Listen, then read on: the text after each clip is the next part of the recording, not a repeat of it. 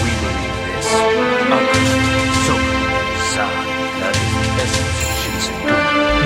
Hajime Saito, leader of the 3rd Squad of the Shinsengumi. Shizo Hijikata, assistant leader of the Shinsengumi. Okita, I recommend that you stand down. That man over there, the infamous Batosai, the master. People's wolves are here. It's the Shinsengumi.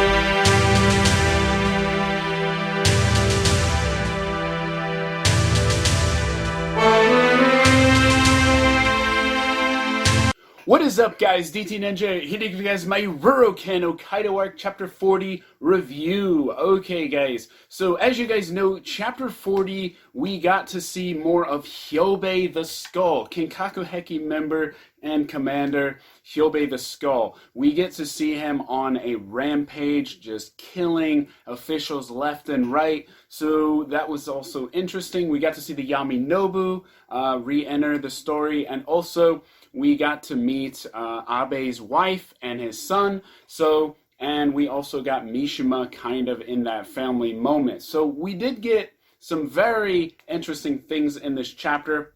Like I said, we got a lot on Hyobei, so that was really cool.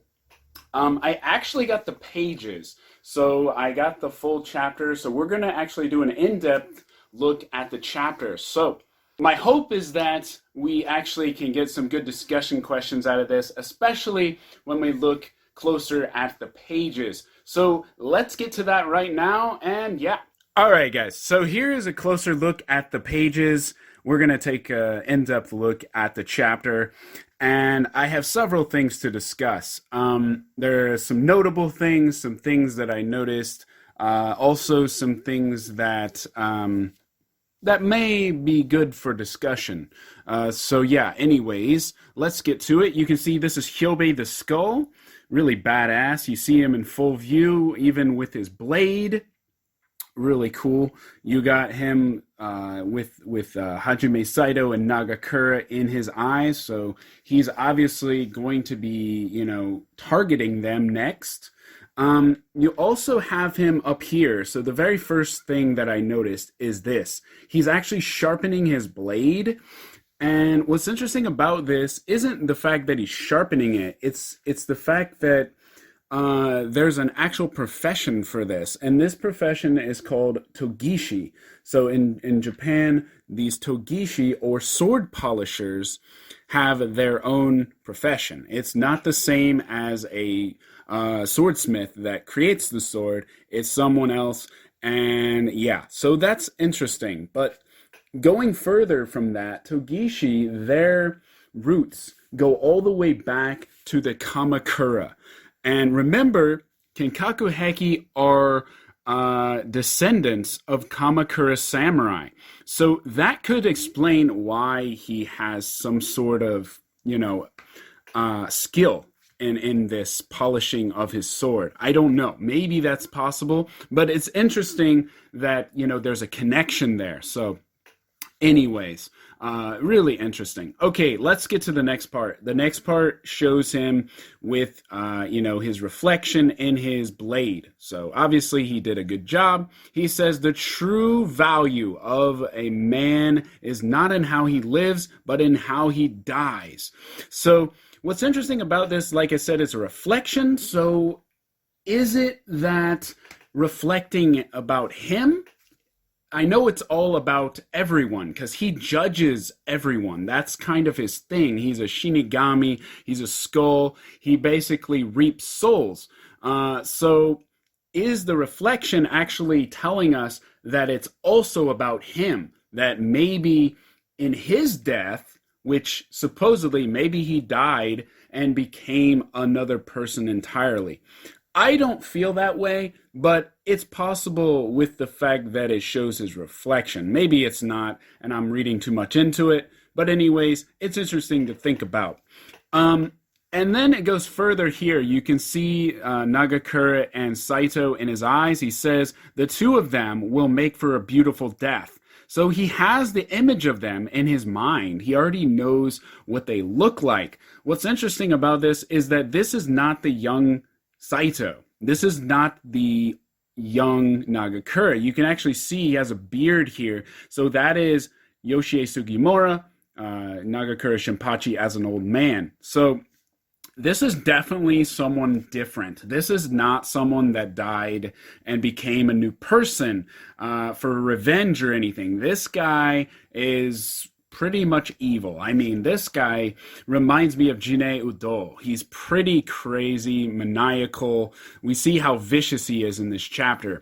Okay, so the next thing I notice is that the blade itself is a scythe. I didn't notice this before. I kind of did, but I didn't realize it. He has two of them, but they're actually scythes. So the blade is formed like a scythe because a Shinigami's weapon is a scythe. And normally a scythe, you have like, you know, kind of a staff to hold it on. But here it's as a sword. So at the bottom, he's got, you know, the guard and he's got the, you know, the place where he holds it. But yeah, it's interesting because it's a scythe. So it reflects his character. The next thing I noticed about this, because there's a lot in this one page, is that if you look closely at his cloak, you can see there's actual bones on his cloak. You can see that, right? You can see there's actual bones throughout his cloak. So I'm guessing all the captains, all the commanders have their own cloak, and maybe they're all unique. They look different to me. The ones that I've seen all look different. But here you can see there's little bones going through there, so maybe it reflects his character, Hyobei, as the skull. Now, there's also something interesting there that looks like some kind of symbol or crest. I'm not sure. But it would be very interesting if that actually has any significance. Because remember, the commanders of the Kinkaku Heki are the ones that know the location of the main base for their stronghold. What if some clue is hidden on their cloak? Like I'm saying, there's like something there for each one of them. I don't know. Maybe I'm reading too much into it, but I found it interesting that they have the bones and also they have some kind of symbol or crest. So maybe, you know, one has more significance than the other. But anyways, I noticed it and I wanted to point it out. So that's just the first page. That's pretty crazy, right? Okay, the next page, you get Yaminobu member, the old woman. We don't really know her name, but anyways, the old woman of the Yaminobu, the leader of the Yaminobu, she shows up. Just look how large he is compared to her. That's just crazy. He's like towering over her. And she brings in this bag, which seems to be dripping with blood. And his subordinate, Hyobei's subordinate, is like freaking out because he realizes it's a dead person. But Hyobei is able to see through the bag without even seeing it. So she drops the bag, but this is not what is shown. This is what he sees when he sees through the bag. The bag has not been opened. The bandages have not been taken off of the head. This is a severed head, by the way. And he deduces that it's Aritomo Yamagata. And so he gets to that point and he's like, wait, no, it's a fake. So when you open it up, it's definitely not Aritomo Yamagata, who is the lord of the Meiji Imperial Army.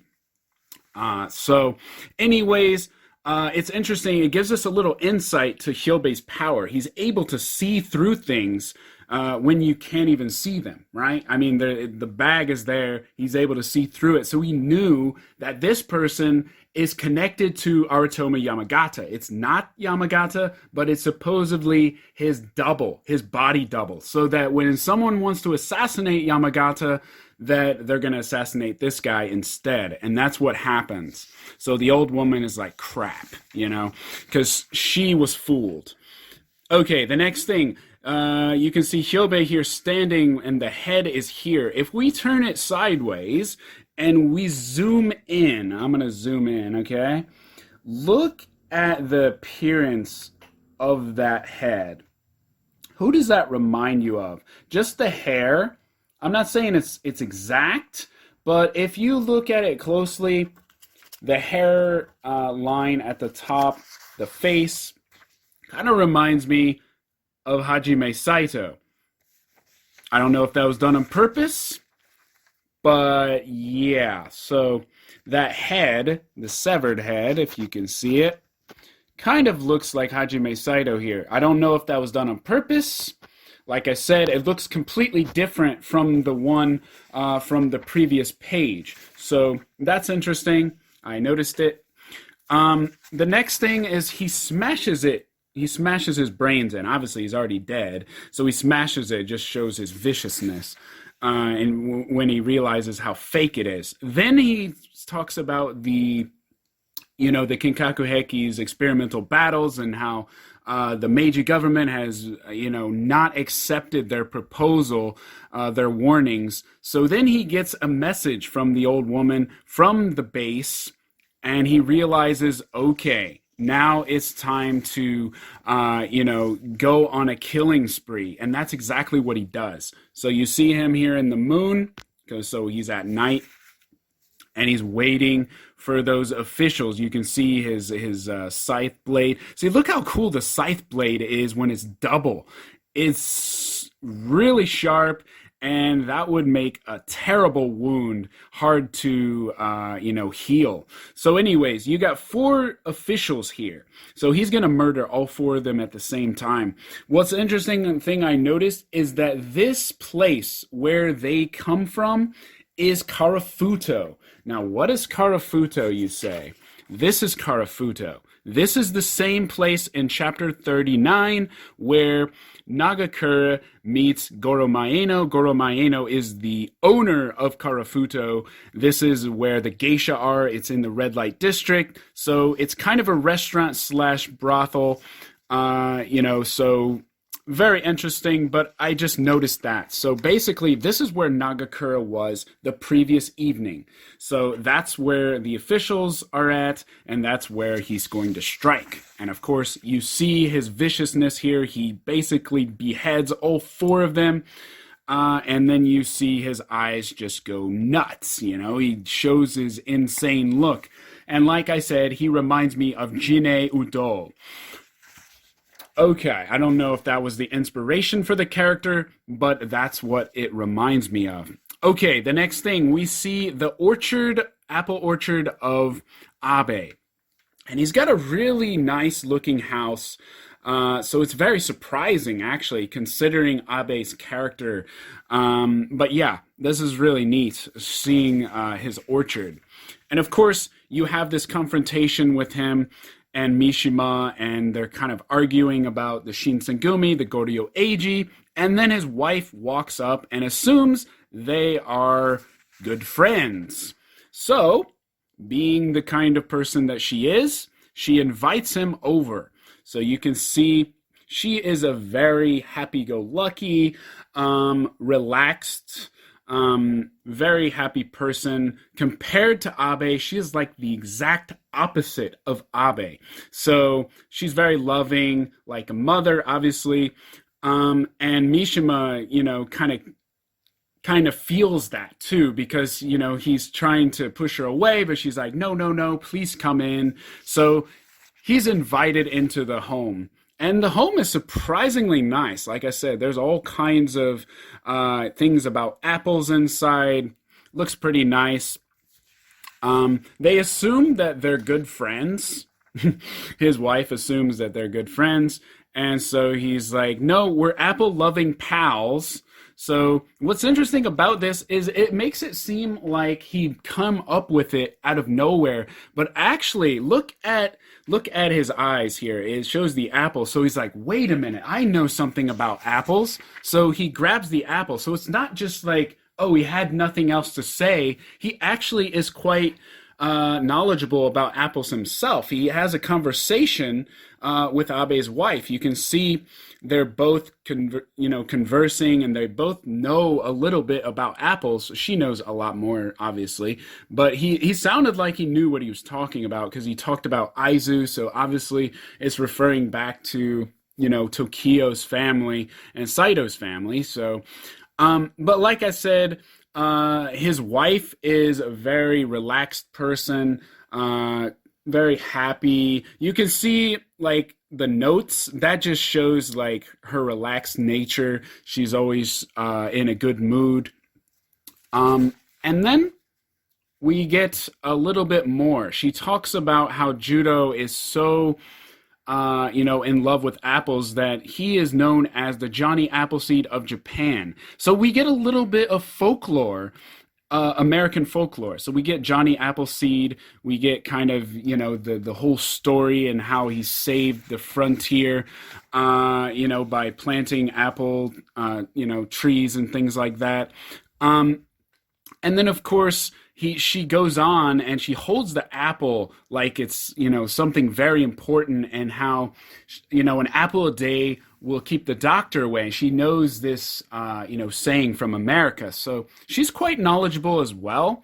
But it shows her character as, she's very kind, loving, very opposite of Abe. And Abe shows it. He's like such a ridiculous story. There's no such thing as saints.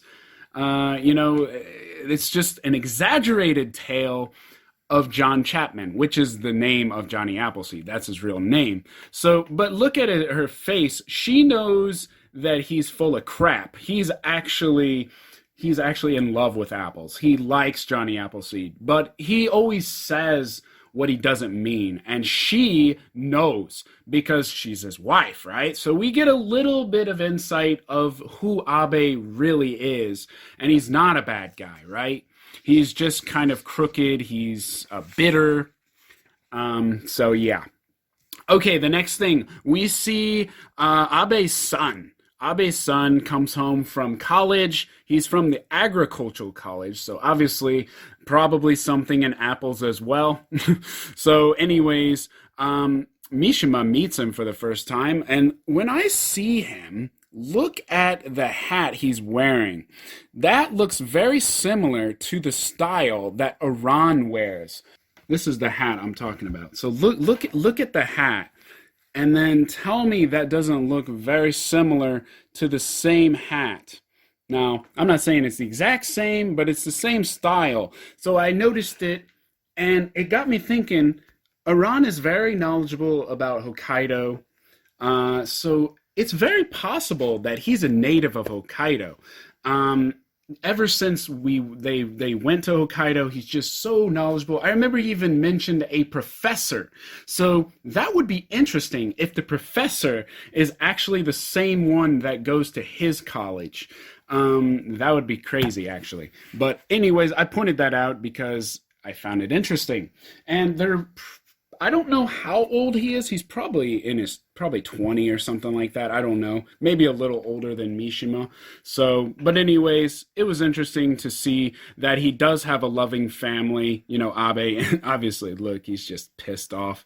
He's like, oh, you're his apple friend. And he's like, no, we are not friends. And of course, his wife is all happy. And, we just get to see that other side of Abe, which is great. Okay, the next thing I notice is this. And this is not, and I'm not just talking about the line drawing, because obviously it's not finished. It will be finished in the volume, by the way. He just didn't have enough time to finish it. But what I do notice is that we have the family moment. And Mishima has that, he's reflecting back on the good times with his own family. I don't know if it's with Saito and Tokio and her family and Aizu, or maybe it's his own family from the past, before they died. Because he had an older brother, right? And so if he's older, maybe he's reminded of his older brother. And like I said, maybe Abe's wife reminds him of his own mother. I don't know. Maybe just this loving family reminds him of the happiness that he once had, or maybe the happiness now that he does have with Saito and Tokio. I don't know. But I found it interesting that he has that family moment, and it was nice to see. It was wholesome. It was great to see. Okay, the next thing. we get Mishima basically yelling at Abe, why aren't you telling your family about what the danger you're in? And he tells him that you shouldn't be telling me what to do, right? And he does say farewells to, the Abe family. So he reports back, I don't think there's a mole in the police department. And he says, really? And so Nagakura says the same thing. He's like, yes, I agree. My friend yesterday, we talked about it, and he doesn't think that there's a mole in the government with the government officials either, because they're not taking the warning seriously. That's why there's so many dying out there. And then Mishima gives his report, and he says that Abe is a crooked man. He's a bitter man. However, he's not an evil man. He's not evil.